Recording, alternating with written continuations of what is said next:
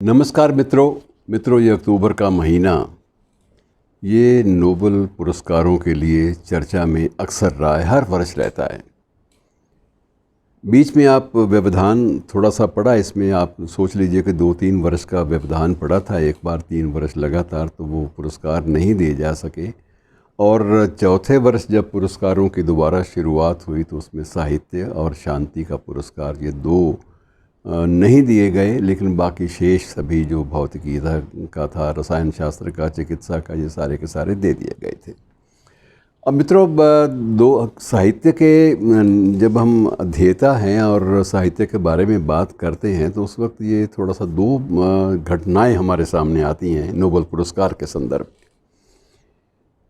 एक घटना है ज्यां पाल सार्त्रे की, और दूसरी है सोवियत संघ, तत्कालीन सोवियत संघ और वर्तमान रूस, उसके चर्चित लेखक बोरिस पास्तरनाक की। बोरिस पास्तरनाक को पहले ले लेते हैं कि बोरिस पास्तरनाक को मित्रों 1958 में नोबेल पुरस्कार साहित्य के लिए दिया गया था। और उनकी कृति जो थी मुख्य रूप से जो चर्चा में आई, हालांकि जब ये नोबेल पुरस्कार देते हैं तो उस वक्त साहित्यकार का जो समग्र, जो उसका अवदान है, समग्र देन है इन टोटलिटी, उसको भी नज़र में रखते हैं। लेकिन जो मुख्य रूप से चर्चा का विषय उसकी एक कृति होती है, उसको मुख्य रूप से उभारा जाता है। और इसमें यह था कि इनको जो नोबेल साहित्य पुरस्कार मिला वो इनकी कृति थी बड़ी चर्चित, डॉक्टर ज़िवागो। तो डॉक्टर ज़िवागो पर इनको पुरस्कार मिला था 1958 में, लेकिन उस समय की सोवियत संघ की सरकार ने इन्हें रोक दिया कि आप पुरस्कार लेने नहीं जाएंगे, क्योंकि ये पश्चिमी संसार का पुरस्कार है और हम नहीं चाहते कि हमारे सोवियत संघ का कोई भी लेखक उस पुरस्कार को लेने के लिए उस देश में जाए जिस देश के संबंध सोवियत शिविर से नहीं हैं। इसलिए हम ये आपको पुरस्कार लेने से रोक रहे हैं कि आपको वहाँ नहीं जाने दिया जाएगा। बात स्थगित हो गई, नहीं जा पाए बोरिस पास्तरनाक नहीं जा पाए वहाँ पर, और पुरस्कार जो है वो उस वर्ष नहीं दिया गया। लेकिन ये नहीं था कि उसमें पुरस्कार जो है वो रोक दिया गया हो या उनके नाम को काट दिया गया हो, ये किसी का साहस नहीं हुआ। लेकिन पुरस्कार को अक्सर ये होता भी यही है कि जब पुरस्कार पाने वाला व्यक्ति नहीं जाता, नहीं आ पाता, तो उसके बाद ये होता है कि समय की प्रतीक्षा की जाती है, और समय की प्रतीक्षा करने के बाद उसके बारे में निर्णय लिया जाता है कि ये स्वीकार होगा या नहीं होगा। और यदि ये बिल्कुल कोई भी नहीं लेता इस पुरस्कार को, वर्षों तक इसका कोई क्लेमेंट नहीं है, कोई दावेदार नहीं है, तो उस वक्त ये होता था, ये नोबेल फाउंडेशन के लिए राशि जो है चली जाती थी। बोरिस पास्टरनाक नहीं जा पाया, और जीते जी उसने 1-2 बार प्रयास भी किया, लेकिन उसको अनुमति नहीं मिली। और उसके बाद मित्रों समय बीत गया, लेकिन कालांतर में ये हुआ कि 1999 में बोरिस पास्टरनाक के वंशज जो हैं वो स्वयं गए, उन्होंने अपने आप को उसका उत्तराधिकारी प्रमाणित किया और उन्होंने वो पुरस्कार स्वीकार किया जो कि उनके पूर्वज बोरिस पास्तरनाक के नाम पर दिया गया था।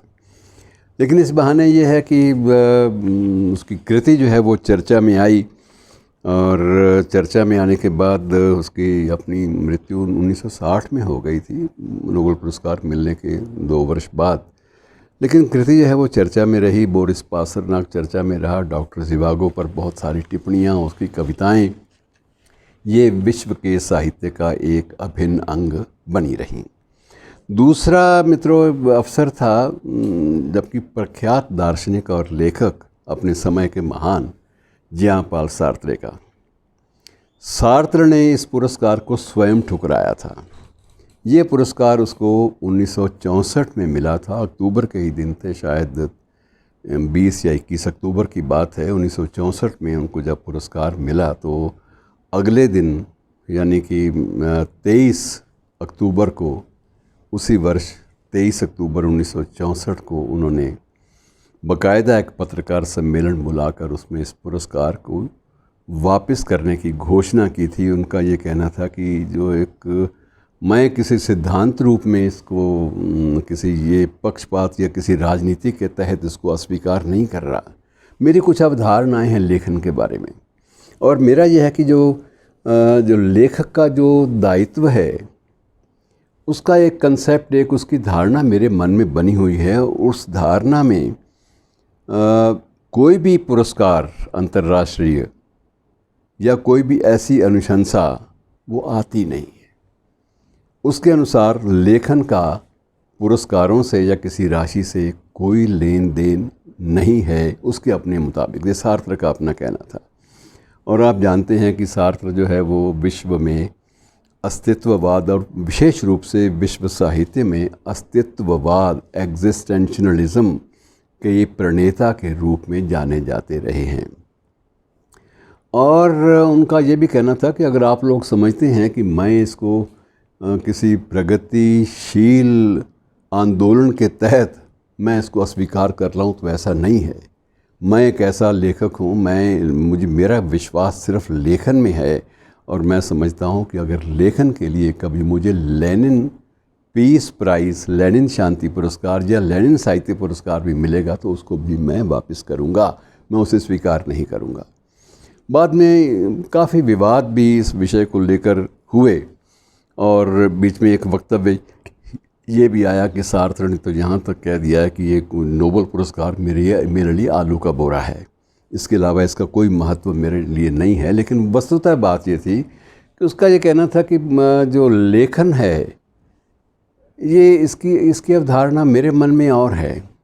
मैं समझता हूँ कि मेरा सीधा जो संबंध है वो एक संदेश से है, और वो संदेश अपनी कृतियों के माध्यम से, अपनी रचनाओं के माध्यम से मैं अपने पाठक तक या अपने परिवेश तक पहुँचा रहा हूँ।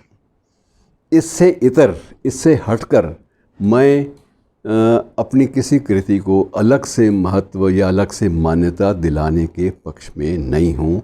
और ये मेरा एक सैद्धांतिक फैसला है। मेरा ये निर्णय किसी भी रूप में राजनैतिक कारणों से नहीं है, उसने स्पष्ट किया था।